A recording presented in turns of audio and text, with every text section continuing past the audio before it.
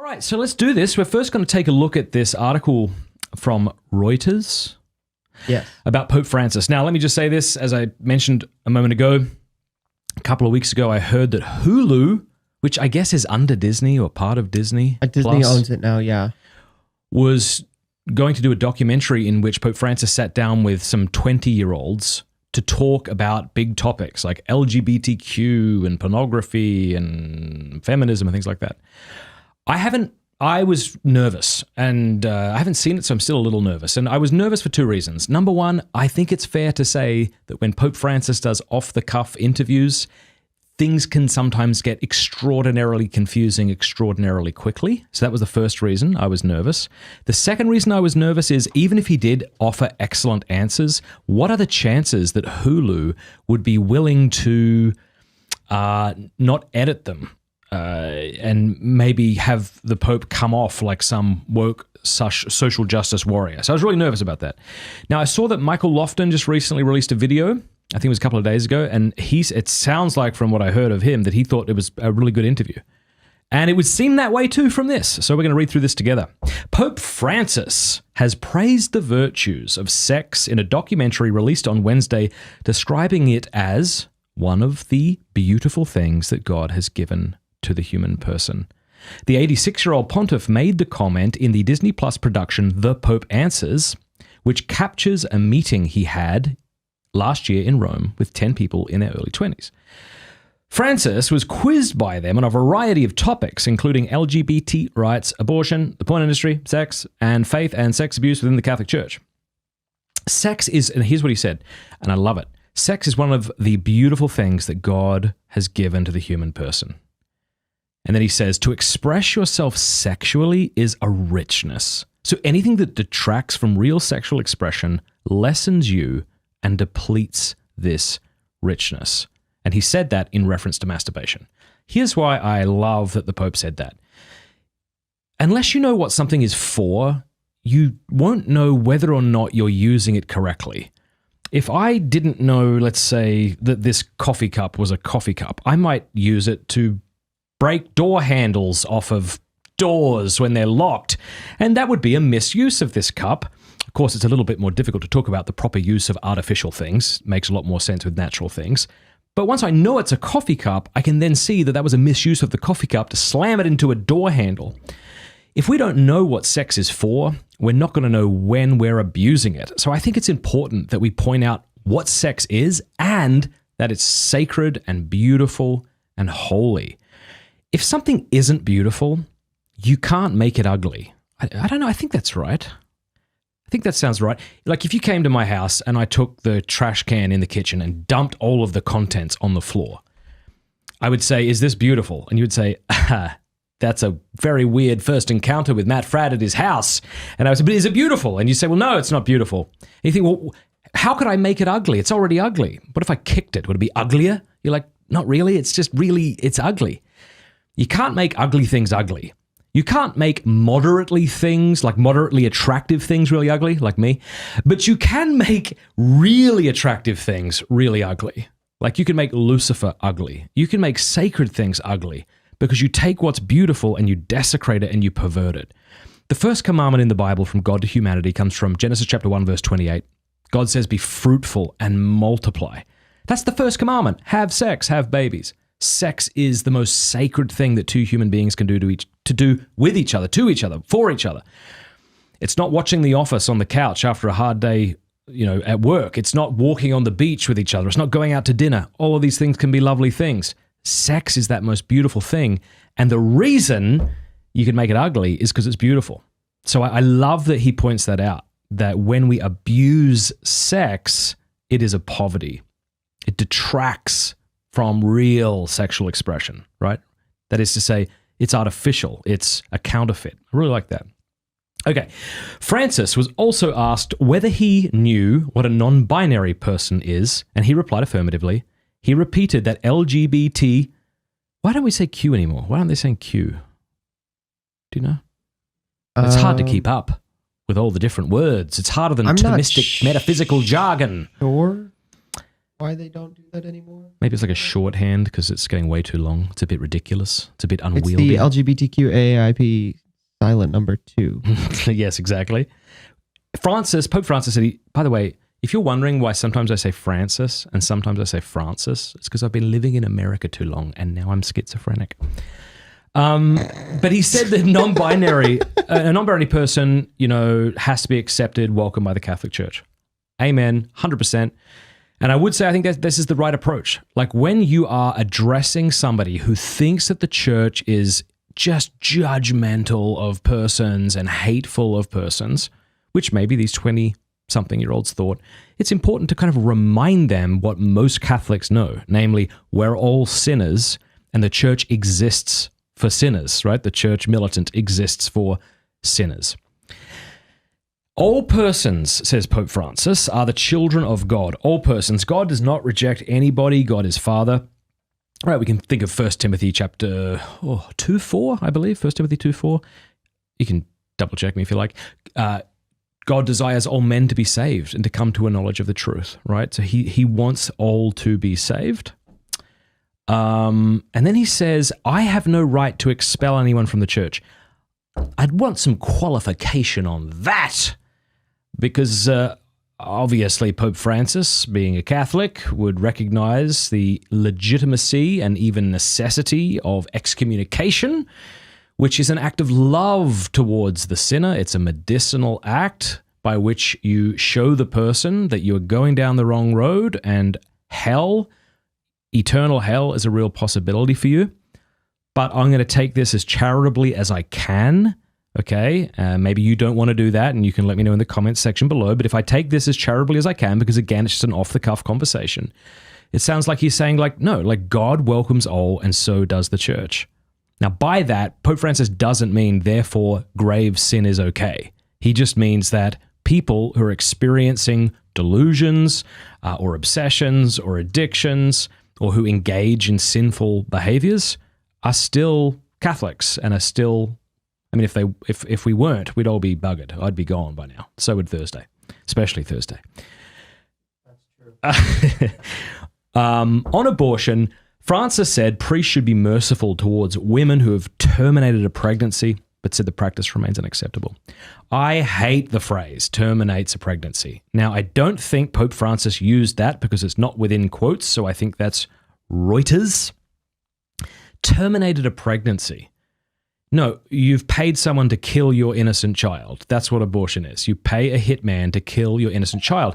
And I'm gratified to hear that Pope Francis even used that language. Again, I haven't seen it, but somebody told me he used that language in the documentary where he likened abortion to hiring a hitman. This is exactly what happens. You pay somebody to kill an innocent human being. Or you just pay somebody to kill a human being. It would be the idea of a hitman. All the worse when you are targeting an innocent person. And even worse than that, when you're having someone target your innocent child. But he's right. We have to be merciful to everybody because Christ commands that we show mercy. What are you making that face for? Sorry, I just Googled Pope Francis Hulu to see if I could find the exact wording of his Spanish from that. All right, good luck. But when you Google Pope Francis Hulu, the third link is our video. Not this one. Yeah, but do you think it's because it keeps a history of your... This is on Chrome, and we normally use Safari, so... Cool. Will we beat Hulu, did we, or no? No, it's Hulu's trailer. That's fair. It's only fair that Hulu should beat us. EWTN's video on it. Right. And then us. Okay, well, let's get this right then. Here's what I would say. I think, look, by the way, if you're a woman who has had an abortion... If you're a man who's faulted at your post and maybe even paid for your girlfriend or wife to have an abortion, what you've done is terrifically evil, grievously atrocious. But you are a beautiful man and a beautiful woman created in the image and likeness of God, and he loves you, and his mercy is infinite. And when your sin, as grave as it is, goes up against his mercy, that's like Matt Fradd going up against a UFC fighter. It doesn't stand a chance. So I just want you to know you're welcome here and I love you. And I think we Christians have to recognize that we've been raised in this pornified sewer of a culture which justifies fornication, which even celebrates abortion, all of the sitcoms, all of the movies, the bloody powers that be here in the United States, calling it healthcare, demonizing anybody who would question the morality of abortion. This is the culture in which these people have been raised. And so we have to recognize that when we speak to people. The other thing I would say is mercy is the off-ramp for people. I found one of the direct quotes from CNA's article. All right, go. Any embryology book shows us that a month after conception, the DNA is aligned and all the organs are drawn, and it is therefore not just a bunch of cells put together, but a systemized human life. So the question that should be submitted when talking about the morality of this,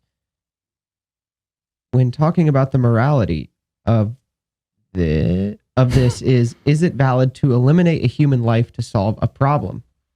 All right. He said, the answer is definitely no. No. A woman who has had an abortion cannot be left alone. We should stay with her, Francis says. Yeah. We should stay by her side, but we should call a spade a spade. Staying by her side is one thing, but justifying the act is something else. Right. That's what is stated here as well. And so I think, that's really important. That we walk with people, we journey with them. But again, mercy only makes sense if you're a sinner. Like, the world would all agree, mercy's a great thing, but in order to receive it, you have to suck first. Like, you have to actually sin. No one's offering mercy to people who don't sin because people who don't sin don't need mercy. And so mercy is the off-ramp. I mean, put yourself in the shoes of this person who has paid somebody to kill their child. If you've done something like that, it seems to me you've got two options. One, you double down and you just, come alongside those who want to celebrate this evil that you've committed because it's way too difficult to look at the reality of what you've done. That seems way easier, doesn't it?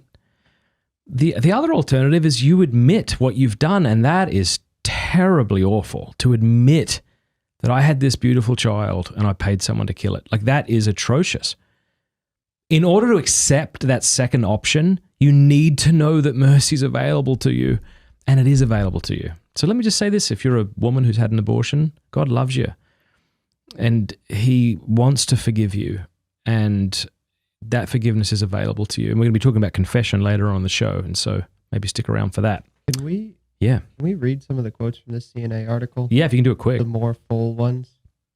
There should be a distinction between the richness of social media and the morality of what you do. The morality of social media depends on what you use it for, the Pope says. Quote, pornography diminishes. It does not help you grow. Those who use pornography are diminished in human terms. Ooh, exactly. Not just, I know by human we include the spiritual, but even if you forget about the spiritual, like, you're becoming a soft person. You're becoming a weaker person, a less interesting person. Kind of like a rat clicking at a lever to get a pellet. I mean, this is what porn does to people. It guts them from the inside out. Wow. Yeah, sorry. So everybody should read the Reuters article, but you should definitely go read that link, would you, in the description? Too. That's awesome.